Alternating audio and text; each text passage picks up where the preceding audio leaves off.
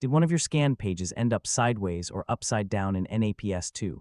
Don't worry. In this tutorial, I'll show you exactly how to rotate scan pages before saving your document. It only takes a few clicks and helps make your PDFs much easier to read. Start by opening NAPS2 and loading the document you want to edit. If you've just finished scanning, your pages should already appear in the thumbnail panel. If not, open your saved project or import the scan pages you want to rotate.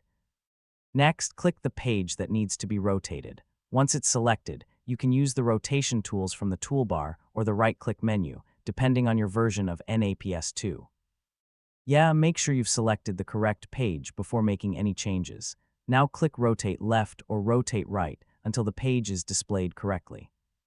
If several pages have the same orientation problem, you can select multiple pages first and rotate them together. That can save quite a bit of time when you're working with longer documents. After rotating the pages, scroll through your document and confirm that everything looks right.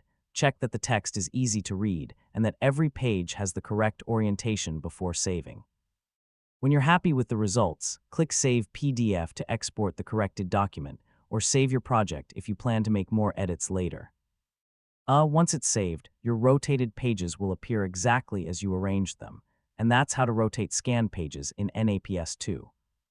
It's a quick edit that can make your documents much easier to read and share. Thanks for watching, and I'll see you in the next tutorial.